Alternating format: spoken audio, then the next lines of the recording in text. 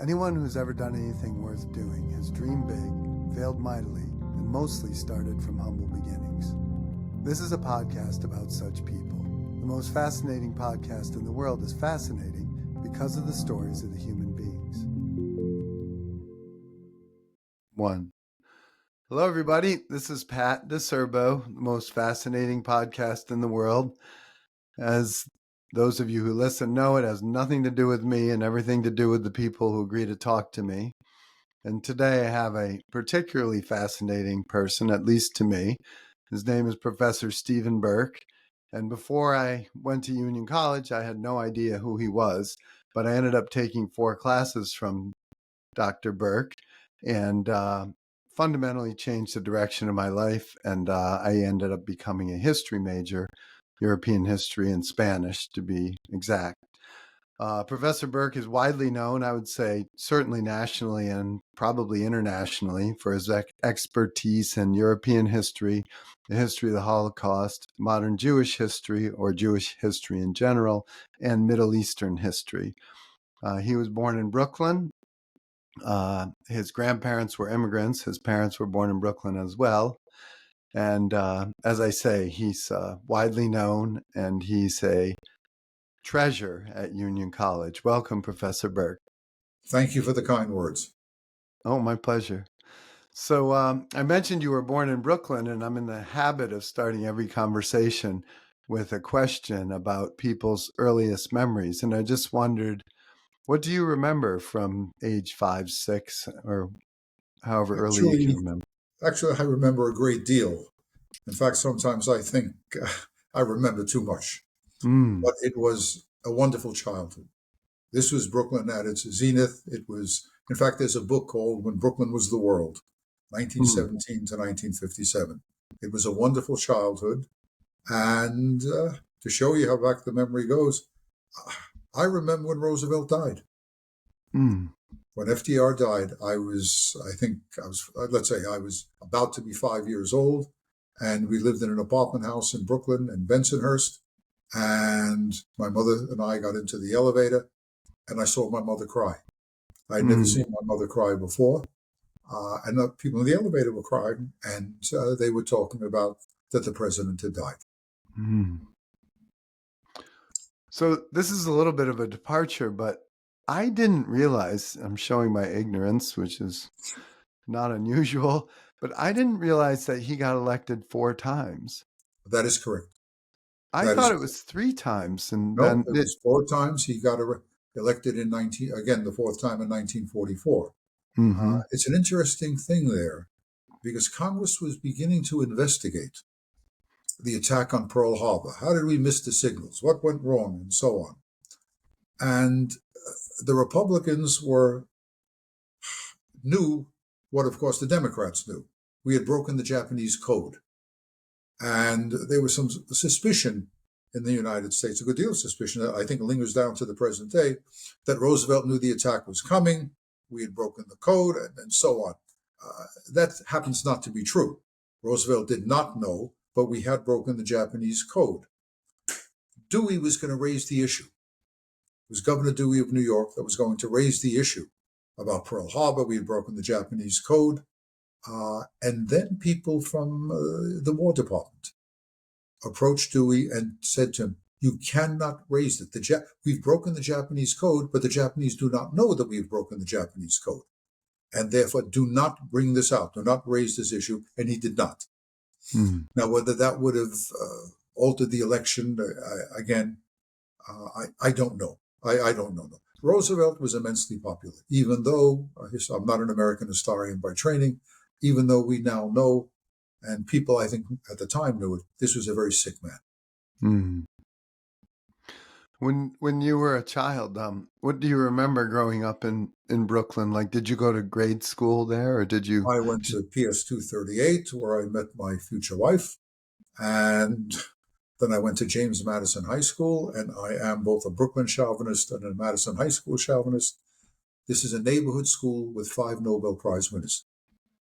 Union's only Nobel Prize winner went to Madison High School. No kidding. Yeah. That's quite a claim. Yeah, it is. Together with Ruth Bader Ginsburg, who lived right around the corner from me, and a whole host of other people. And would you believe, now you got to look at me now to believe this, and that is, let's see, 70 years ago and 30 pounds ago, Bernie Sanders and I were on the track team at Madison High School. No kidding. Yeah. Madison at one time had 3 serving senators who were Madison graduates. Schumer is a Madison graduate. No kidding. Bernie Sanders is a Madison graduate. And Norman Coleman from Minnesota. He's the man that Al Franken beat. Norman Coleman. So at one point in time, there were 3 Madison graduates serving in the Senate. No kidding. That's amazing. So were you general studies in high school, or did you focus on history at that point? Or? I was interested in history. It was 2 tracks, if I remember correctly. A general education thing, which was the young men and women who wanted to go to vocational schools and not to college or universities. And then there was the academic track. So I was on the academic track. And did you excel in high school? Were you a serious student? Or? I'll tell you a story. You ready for this one? Yes. And that is, I teach at Union, which is a good school. I went to good schools.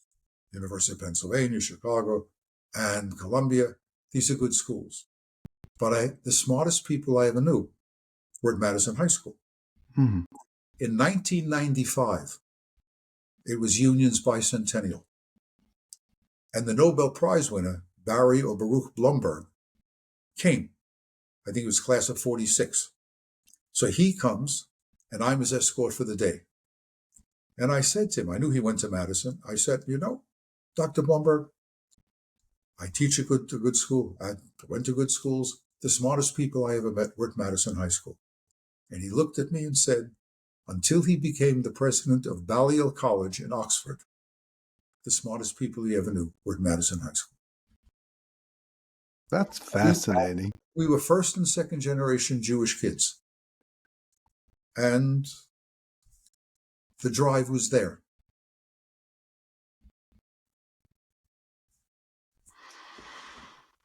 So this is something I think about a lot, which is the drive of the young people. What do you see today? Like, do you see a marked difference in the young people today? Do they have less drive than, say, you did as a child? Does it worry you? It doesn't worry me. My own children and grandchildren have drive, but it's not the same. I came from a comfortable home, so it wasn't the economic thing that pushed us on. It was just, we knew we had to do well. In fact, I told the students the other day, something happened in my senior year in high school that today, as I look back on it, is absolutely remarkable. No teacher would say today what my English teacher at Madison High School said. It was in the latter part of the year. We're going to graduate. And he said, he was Jewish, and he said, addressing us, most of the students, nearly all the students in the class were Jewish. He said, you got to work harder and you got to do better than anybody else. The antisemitism is there, and you got to do better and work harder. I'm sure other immigrant parents told their kids that too. And African-American parents, I'm sure, told their children. And may continue to tell their children that. But as I look back on it, people don't believe it. They just don't believe that this ever happened. But I know it happened. I told you, I remember too much. I feel like you don't forget much. There's some things I forget or I don't remember them correctly. But so far, I haven't lost it. What comes tomorrow, that I don't know, Pat. So you're, say, a junior, senior in high school, and you're maybe looking at colleges at that point? Yes. What were you thinking? Did you have an idea of what you wanted to pursue? I always loved history. I thought about the sciences. I thought about pre-med. But history was really my love, and I'm very fortunate. I'm able to do what I wanted to do. And where did you select for undergrad? Was that UPenn? The University of Pennsylvania. I went to the University of Pennsylvania. And then How from did you there, decide? I'm sorry, How did you decide on UPenn? it was an Ivy League school. It was a good school. I did not get into Columbia. I was waitlisted at Brandeis, but I got into Penn and I went. Hmm. What was it like at that time? It was a good experience for me. My regret is I should have worked harder. I should have done better at Penn. Uh, I either, there's an old Yiddish expression, spielkus. Spielkus means you have ants. Literally, it's ants in your pants. And I was Hmm. just doing all sorts of things. I should have worked hard. Hmm. That's a regret on my part. So I feel like at some point you buckled down and you did work harder. Um, does it when you say you regret not having worked harder? Because I sort of feel that way in parts of my life, but I feel less bad about it now than I once did. Um, do you feel like your life would be different had you worked harder at that point? How do you think about it? I'm not sure. That's a good question, and I'm not sure. Uh, but I still have gaps in my knowledge of history that had I paid more attention, been more concentrated, I would have studied those areas, such as medieval history, for example, early Renaissance and Reformation history. I Mhm. could have taken courses there, but I did not. And had I done so, I would know more now. Now it's true you catch up by doing the reading, you become self-educated, and so on. But it would have been good. Penn was a very good place, had some outstanding historians, and I squandered the opportunity. I feel like you learned about the Renaissance though, because didn't you teach a class on that too? Once somebody was sick, and I had to teach a course on early modern European history. I think I took that class. In fact, that was my fifth class. I didn't take four, I took five. It was very difficult for me Mm. because once you begin to teach at the college level, you Mm-hmm. get wrapped up in your specialized courses. Mm-hmm. So my training is as a Russian and Soviet historian. Mm-hmm. And then it's an easy move from Russian history into Jewish history. Mm-hmm. The great bulk of the Jewish community lived in Eastern Europe, Mm-hmm. and most of them lived in the Russian Empire. So it was an easy shift for me. So I really had to do some very hard work to teach that course in Ren and Ref, and I'm glad that I did not teach it again. Mm. What class was it where we talked about Florence Nightingale and the charge of the Light Brigade? That was probably in the course that I'm teaching now at Union, which you Mm. took. It's an Imperial Russian history class Mm. because Florence Nightingale's reputation was enhanced by her service during the Crimean War Mhm. of 1853 and 1854. History repeats. Sometimes, what is it, Mark Twain that said, history doesn't repeat, it rhymes. Mm. So you get some things that look alike, but they're different. You're familiar with Herb Cohen, perhaps? Also from Brooklyn, Bensonhurst, the famous negotiator. Uh, no, I know Herb Cohn from Albany, but that Cohn is a very common Jewish name. I don't know that Herb Cohn. So he wrote a book called You Can Negotiate Anything, but he likes to say history repeats itself, but it comes back dressed differently. Yeah, yeah. Now Herb Cohn, I think, is Rich Cohn's father. Is that right? It could be. I'm not sure. Yeah, I just Rich know Cohn him. has become very famous. Okay. He wrote a book, I think, called Tough Jews, in which Mm. he spoke about Jewish life in Brooklyn, Jewish gangsters in Brooklyn, for example, Murder Mm. Incorporated, I think. Like Meyer Lansky and those guys, Yeah, or no, is that Meyer a Lansky different? was at a higher level. Okay. Meyer All Lansky right. was in the mafia. All righty. Murder Incorporated was in Bronzeville. I think its center was in Bronzeville in Brooklyn. Now, I Got think it. Rich Cohn is Herb Cohn's son, but this is something that I'm not sure of. Got it. So you go to UPenn and you have the Yeah, itch to continue learning. yeah, and I want to study history, Mm-hmm. and I decide that you have to go and get a PhD. So I Mm-hmm. went to the University of Chicago for the master's, Mm-hmm. and the people who were teaching me left.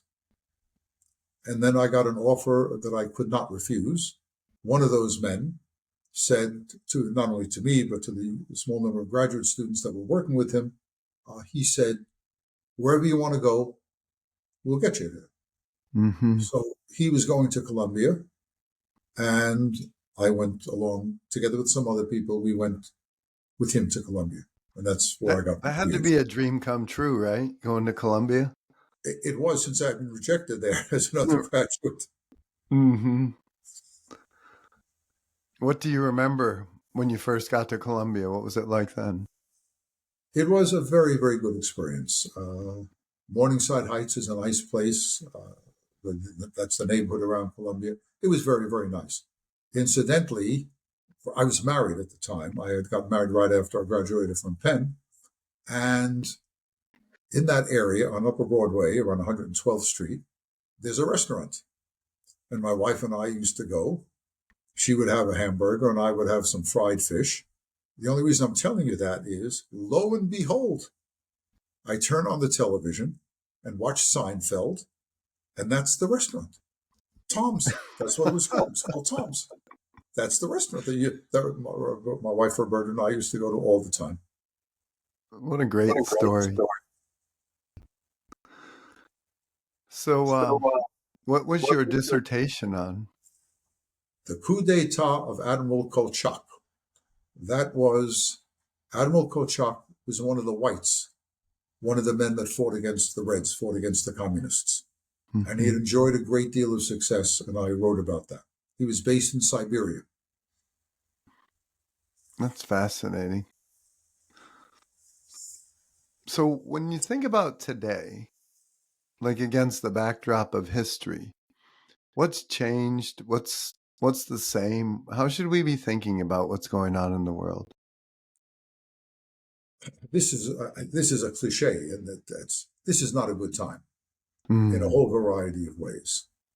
I'll be pushing up the daisies, but my children and grandchildren will have to deal with a resurgent China. Mm-hmm. That is going to be the most difficult foreign policy problem that our country faces. How do you deal with China? A China that's on the march, a China's economy that is surging, and a China that wants to be the premier power in the world. How do we deal with that? The other thing is, of course, and this is, I would say, peculiar to me, but it really isn't peculiar to me or to Jews. But I'm not surprised at China's behavior. I'm also not surprised at President Putin's behavior. As I tried to tell the students in class, if you want to understand President Putin, not to exonerate him, you should never let explication become exoneration. But you see Putin's behavior in the context of Russian history. Russian xenophobia, Russian fear of the West, a Russian sense of siege, a belief that the West is out, particularly the United States, is out to get Russia. He believes that, and large numbers of Russians believe that. So I'm not surprised at that. I'm a student of Russian history. I'm not surprised at his behavior. I'm not surprised at the Chinese. What I am surprised at, and which is of great pain for me and for Jews all over the world, including the United States, is the very dramatic rise of anti-Semitism. That is something.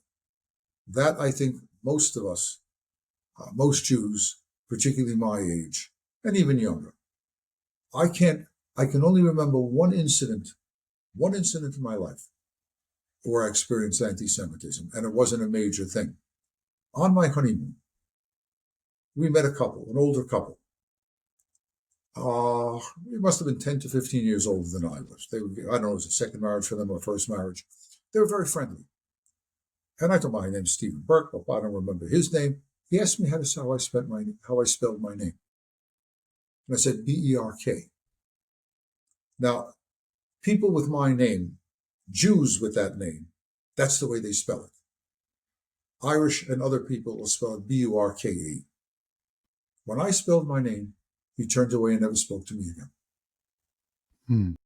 That's the only experience that I know of. My life has not been made more difficult by anti-Semitism until we had the incident at Union on October 7th, or in the aftermath of October 7th. So for people who are not familiar with that incident, would you be okay describing what happened? Yeah, what happened was that in the aftermath of October 7th, a young woman of Middle Eastern background posted on the media, that is the social media at Union College, that all of those students who attended a rally in behalf of Israel are guaranteed a place in hell. The organization Chabad, which is a religious Jewish organization on the campus, has a number of members. Some of the students in Chabad were very upset by this, very upset. And so Chabad asked me to give a lecture, I think on October 17th or 18th of 2023, about what happened on October 7th. And lo and behold, that young woman who had said that all those people who attended the rally should burn and are guaranteed a place in hell, shows up. I didn't expect her to be there, but she did. She was there. And we had a little dialogue. And I cut it short and I said, let's cut to the chase. So again, I'm not giving this verbatim. I said to her, do you think that all people who support Israel should burn in hell? And she said, yes, I do. And that caused a stir. That caused a terrible stir. It went viral. A lot of Union alumni saw this. There was an administrator there who should have stood up and say, at Union, nobody's going to burn in hell. But that person did not say that. Gave some mealy-mouthed statement about we all get along and so on.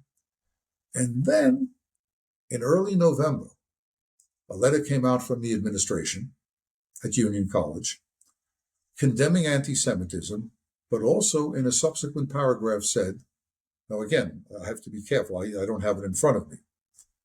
The letter said, we do not condone the behavior of the student, and we do not approve the behavior of the faculty member.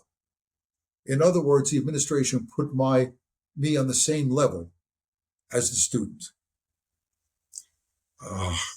And, well, alumni, because it went viral, alumni got terribly upset. How dare they put a man who confronts someone on the same, who confronts a student, and the administration puts him on the same level as the student who had made that terrible statement that anybody who supported Israel should burn in hell. People got very upset. A non-Jewish student, having seen the letter, came out of class, and one of my class said, Professor Berk, they threw you under the bus, which indeed they did. And what happened after that is that the New York Post got hold of the story, and then Fox News got hold of the story. And I had my 4 minutes of glory on Fox. Some people got upset at that, because why did I go to Fox? I didn't go to Fox. Fox came to me. If CNN or MSNBC come to me, I would have done it with them. Fox came, and I said, actually, they gave me a lot of time. They gave me 4 minutes, almost 4 minutes, which is a lot of time on television. It was their morning show. And I said, we've burned in hell. We've burned in hell in Auschwitz and in other places. And I'll be damned if I will let anybody say that people who support Israel should burn in hell. Well, the alumni got terribly upset. To this day, many of them are upset. And we are, I'll put it another way. There are almost 240 faculty members at Union College. Not one sent me an email of support. Not one. Had this person or any person at a meeting that I was speaking at made derogatory remarks about gays, blacks, Latinos, whatever it may be, and I confronted them, that student who would say that, I would have been hailed as a hero. But because this was a Jewish issue, this was the state of Israel, not one person in the faculty 4 people came over to me and gave me support. And 2 of them were in the staff, that has worked in the staff, cleaning the places and so on, and serving food and so on. But for the faculty, it was a no-show. I have high hopes. Yeah. We need to come together. We need to retrench. We need to heal. But I think we can do it. I hope so. Yeah, I hope so. So when you think about what's happening today against the backdrop of history, I feel like things wax and wane. Do you feel like this is beyond sort of the normal sine wave?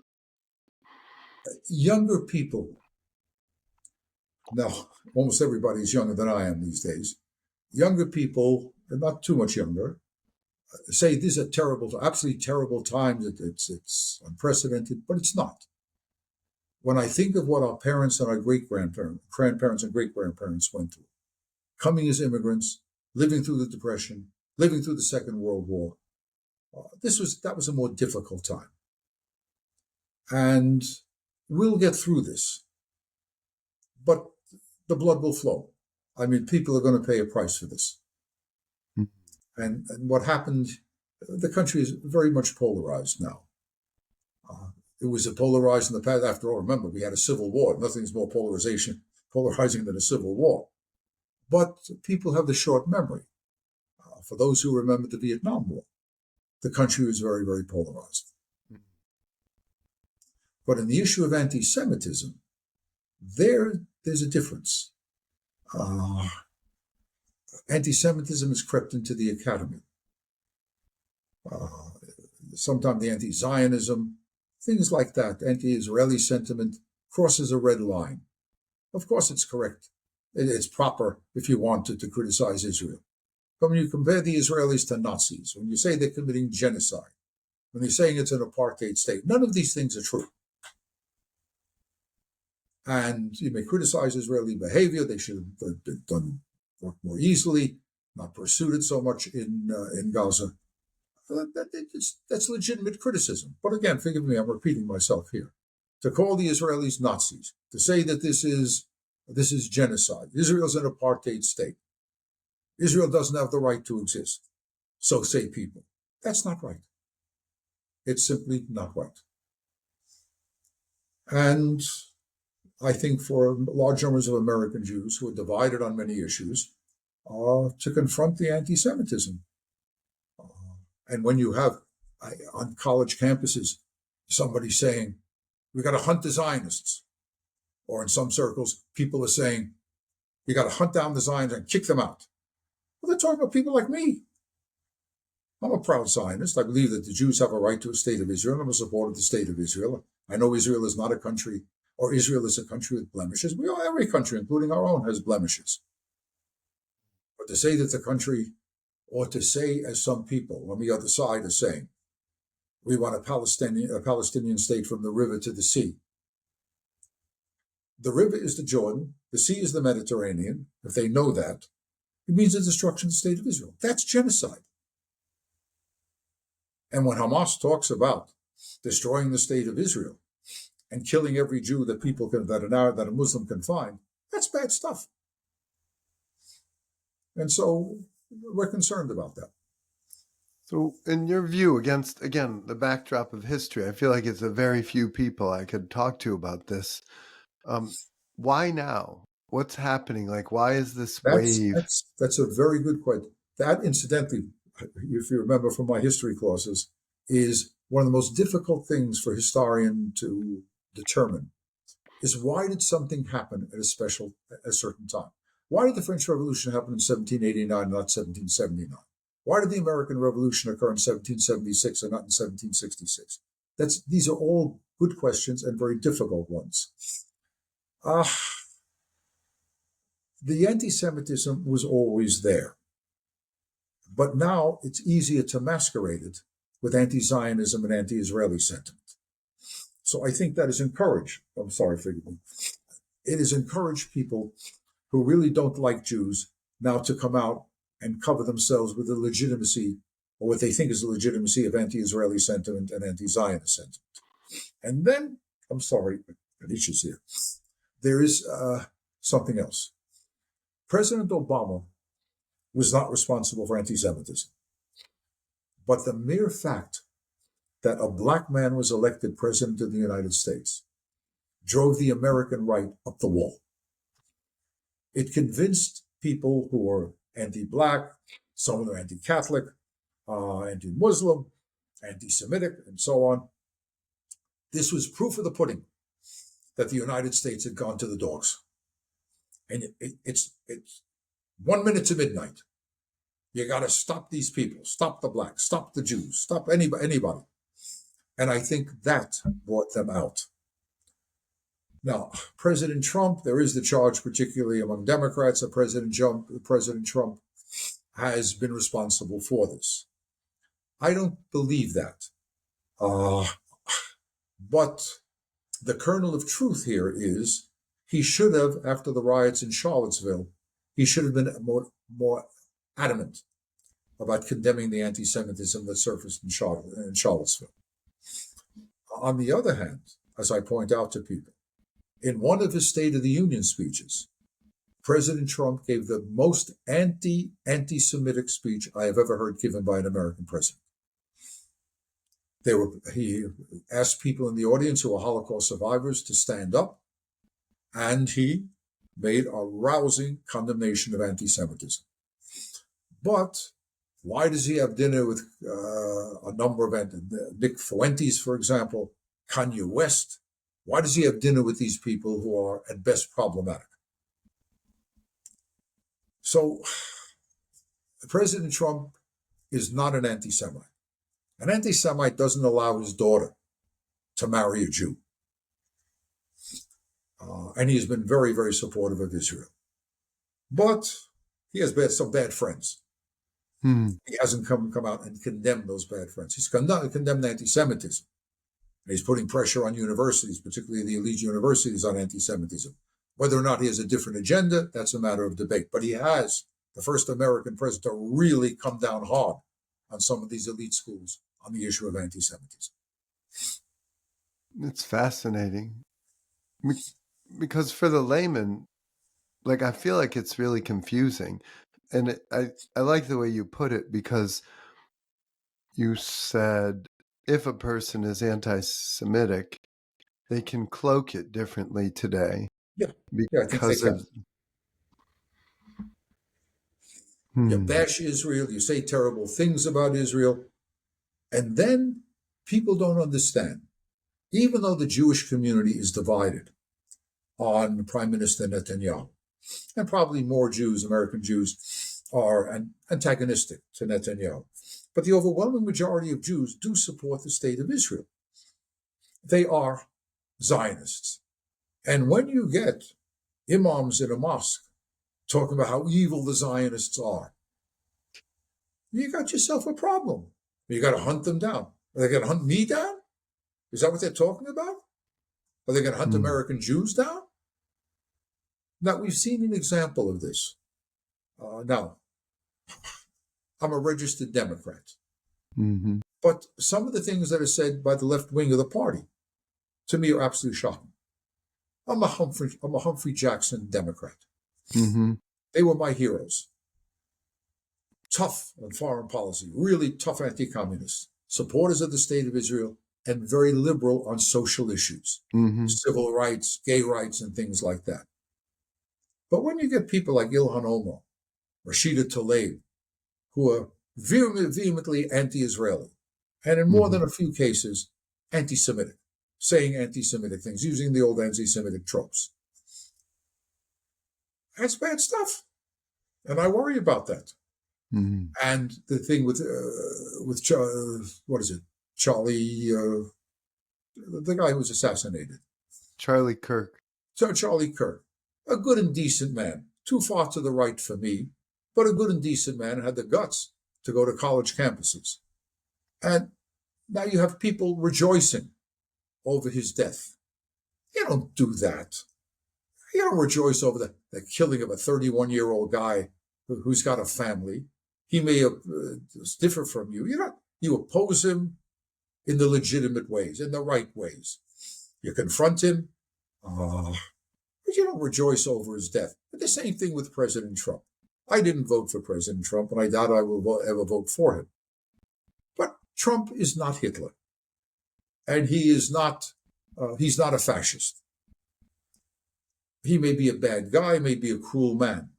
But once you say somebody is a Hitler, and that he's a fascist, and he wants to destroy this and he wants to destroy that, look, why would anybody be surprised?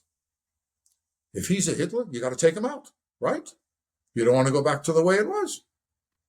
It used to be in my time. It was the flip thing, the flip side of the coin. People were called, if you differed from them, you were called a communist. Well, the communist, socialist, and things like that. It was crazy, absolutely crazy. But what we learned as children is not correct, I must say. I had a superb education in PS 238 and in Madison High School, public schools in Brooklyn. And boys can be very rambunctious.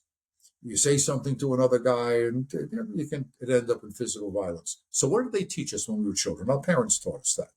Sticks and stones can break my bones, but words will never harm. That's not true. Mm-hmm. It's not true. Words can harm. Words can be incendiary. Words can provoke violence. And I think in this case, words coming from the left may have provoked violence by this young assassin. Hmm. But I like the way you put it. When I disagree with someone, I oppose him in legitimate ways. And the discourse now is so inflammatory, as you point out. It's hyperbolic. I mean, mm-hmm. it's just too much. I know people that will not talk to people on the other side. Will not talk about it. That's not right. No. Like I said, I was with Dr. Gold today, and he's very opinionated about what's going on in the world today. Right. And he said to me, I hope I'm not offending you. And I said, you cannot offend me. It's impossible. I accept all views. I'm a social liberal and a fiscal conservative. So the fiscal conservatives don't exist anymore. Yeah, but Dr. Gold is a very nice man. He's a friend, very smart man. He's a very fine, he's retired, a very fine urologist. He's probably differs from me on a number of issues, but we're essentially in the same camp. He's a huge. He has a very high opinion of you. Oh, I have a very high opinion of him. I'll thank him for that. Mm-hmm. We just have to watch ourselves. It is that proverbial slippery slope. Mm-hmm. You start using this very, very heated language, and you're going to get a result. Well, I mean, there are words that delegitimize people. Mm-hmm. So calling someone a fascist, someone called a Nazi, calling a Hitler, or, for example, in the case of Israel, again, like every other country, Israel has its blemishes. But to call Israel an apartheid state, Israel does not practice apartheid. I mean, there are security issues here, but it's not an apartheid state. There's no ideology that says Arabs are inferior. There's no that as in South Africa where they said blacks were mentally inferior, morally inferior. Israelis don't say that. They worry about the Arabs because it's a security threat to them. But once you call a country an apartheid state, in the eyes of large numbers of people all over the world, that state has no reason to exist. Right. So you got to watch the language, domestically and on the international scene. Language has to be thought of very, very carefully. No doubt. I mean, and it's easy to see how it confuses people, because if you use the analogy of South Africa and say they're no better today than South Africa was yesterday, that's a quick jump for the human mind. And that state doesn't have a right. That state doesn't have a right to exist. Exactly, and there's no thought about it. and most people are not that well informed. So they just Right. take what the media tells them, or That's it. social media. Right. Interesting. So I always thought of you, I've listened to you and taken your courses and been in the audience many times during class and other places, but I've always thought of you as an optimist too. Do you feel optimistic Yes, I about do. the future? Yes, Okay. I do. The Mm-hmm. historian brings to the table a sense of perspective. In a sense, we've been there before, and things have been worse before. Mm-hmm. And this is the greatest country in the world. And I, unlike some people on the left, I have a great deal of confidence in the American people. Mm-hmm. We're a good people. We may make mistakes from time to time, and there is a good deal of residual bigotry in American society. But I believe the American people are good, decent, and gracious people. So I'm confident about the future. I really am. Mm-hmm. But there will be challenges ahead.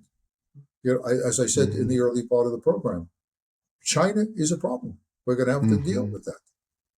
So for someone like me and a lot of people who might be listening, what is it about China? Like, why is it different now than it was 50 years ago or 100 years ago?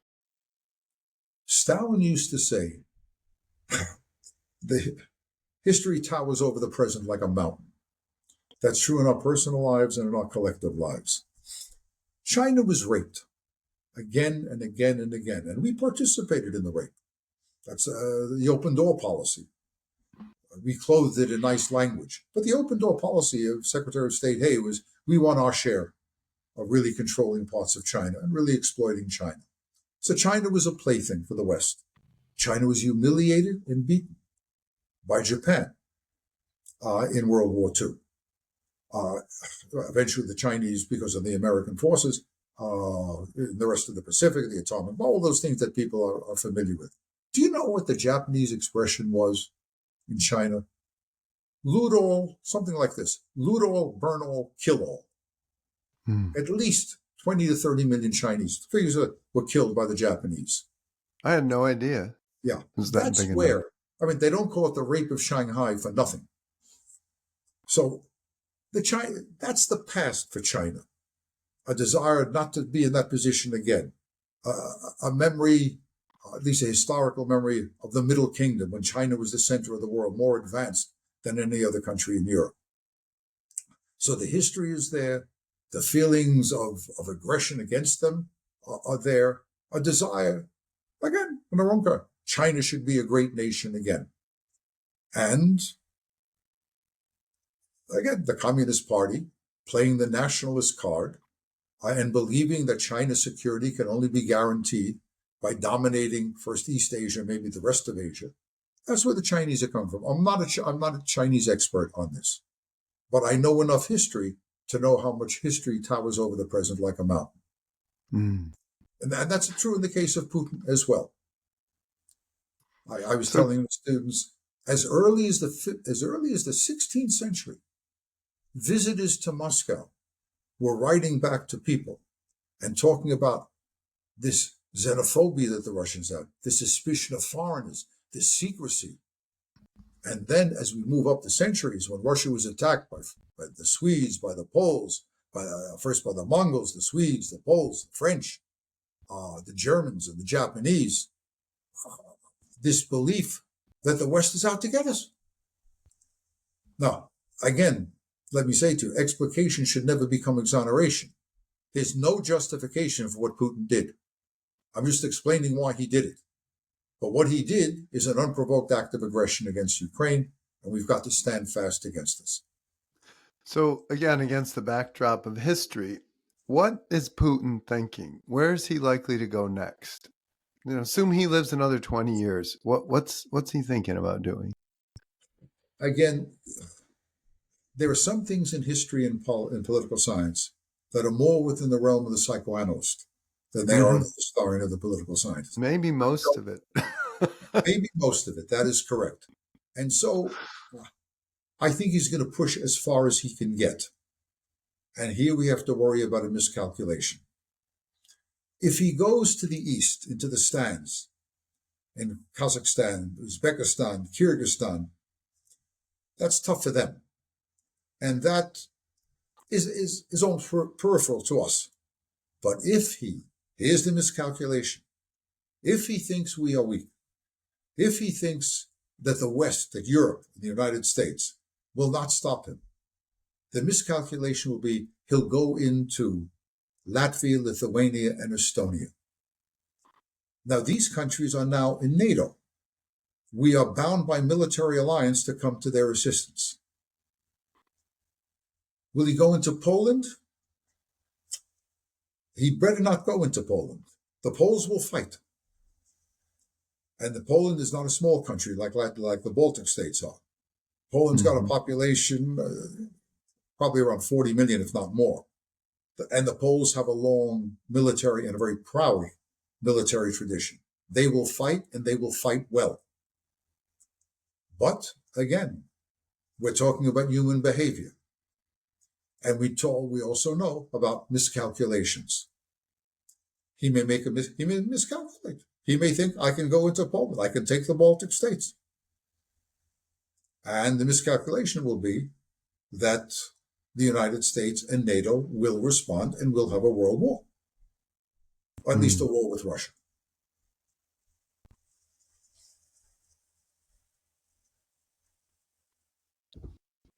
But he seems like he's smart enough not to poke that bear. Am I wrong? We've been around long enough, and we are always astonished by smart people doing stupid things. How many American politicians, very, very smart, get themselves into trouble? When you look back, how could he have done this? I mean, but they do it. That's where the psychoanalyst comes in, not the historian. Tell me about your, notwithstanding the story you told, but your teaching right now. How do you feel about your relationship with the students and what you're doing for a living, and how do you feel? I feel good about it. I was telling someone the other night, I've told this to people over the years. Teaching at Union is a good job. In the beginning, the pay was terrible.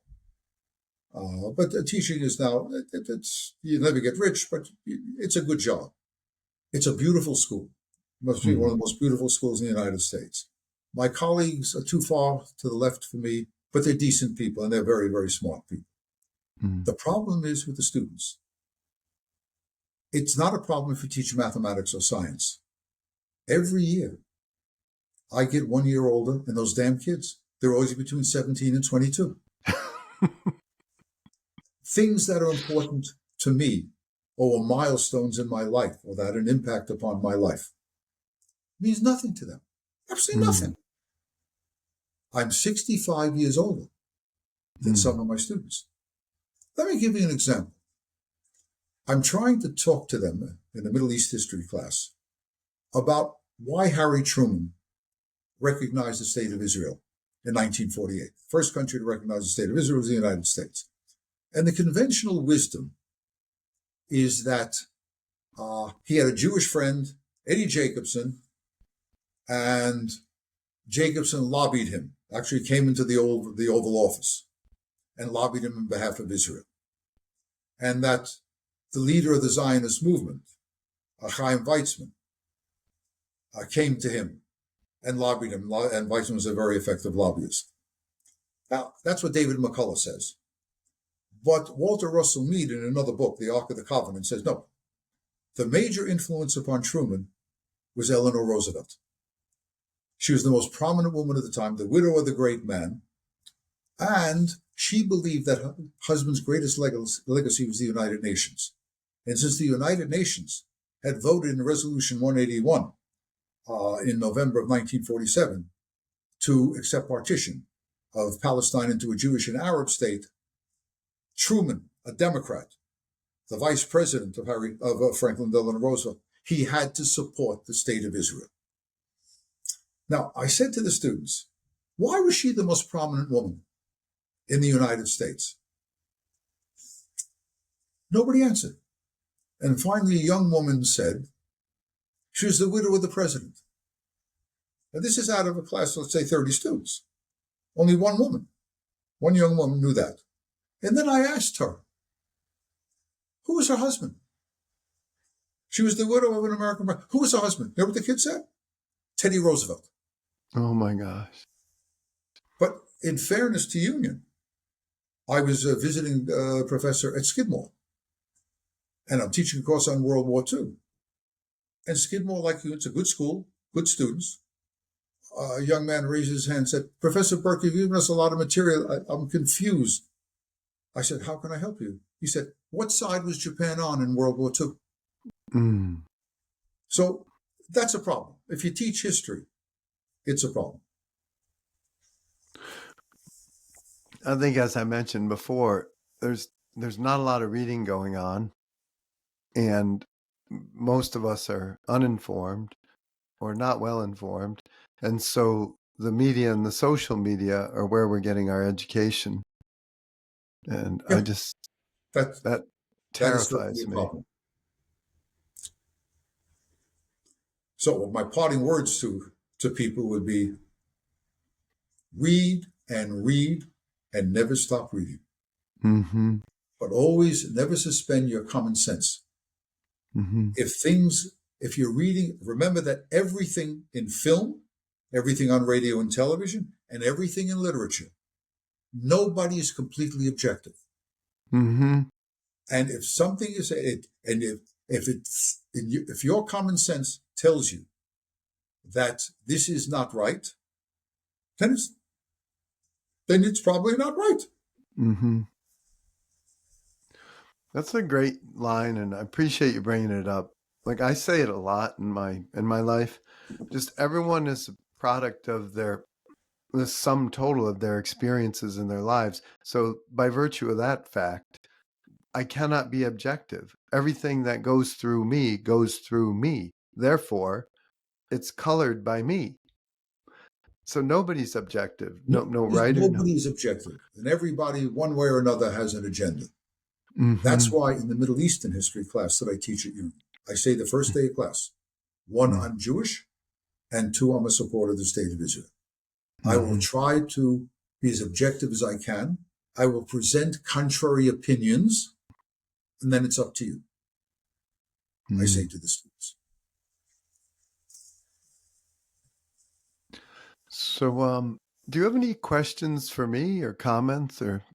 No, I have a great deal of respect for you. First of all, I think I said to you before that after taking 4 courses with me, you're still talking to me. Yeah. Consider ourselves friends. That's something.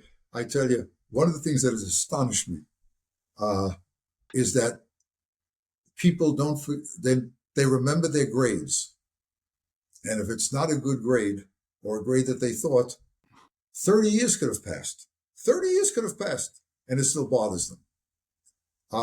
This is a cute story. I was giving a lecture in Greenwich, Connecticut, for a women's Jewish organization. And the woman, I don't remember her name, she was the chairperson of the event. And she is introducing me.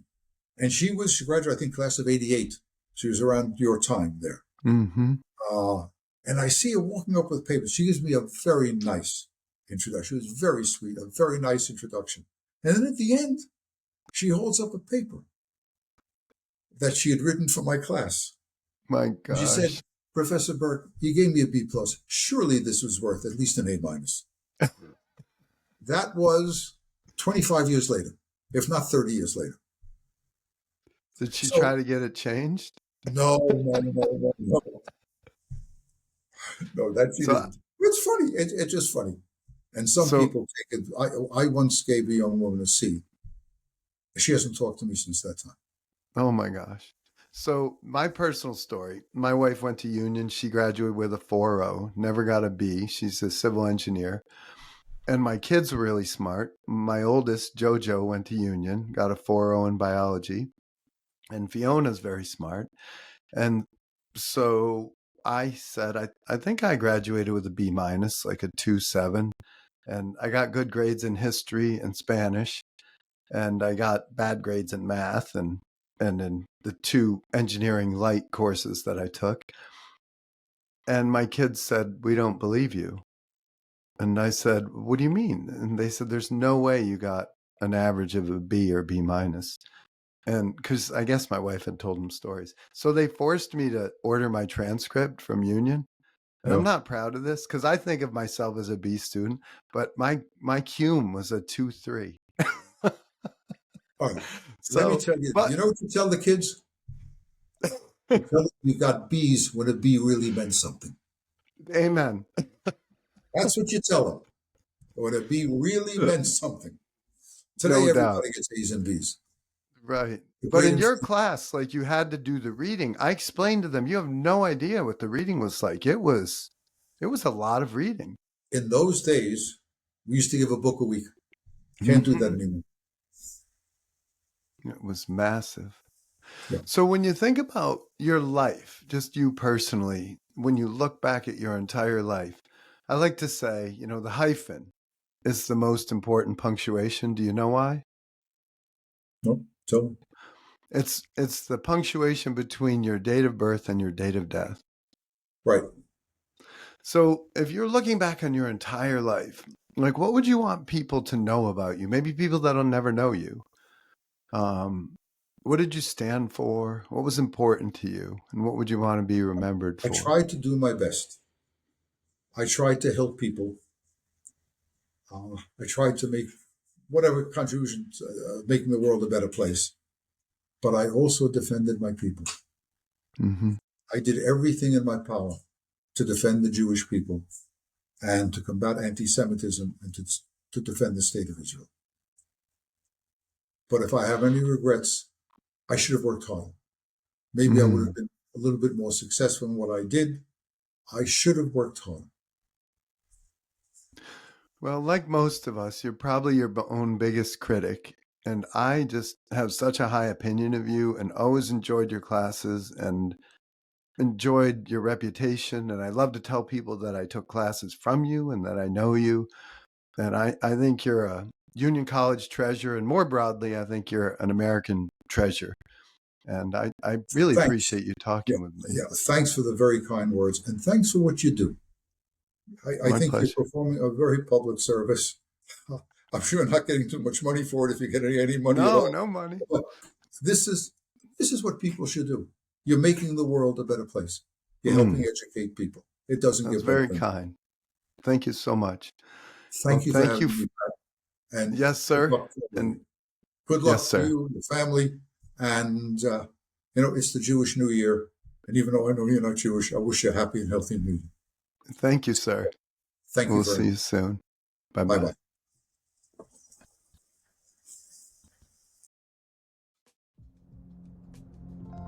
If you enjoy the most fascinating podcast in the world, please follow on Spotify, subscribe on YouTube, and follow on Apple Podcast.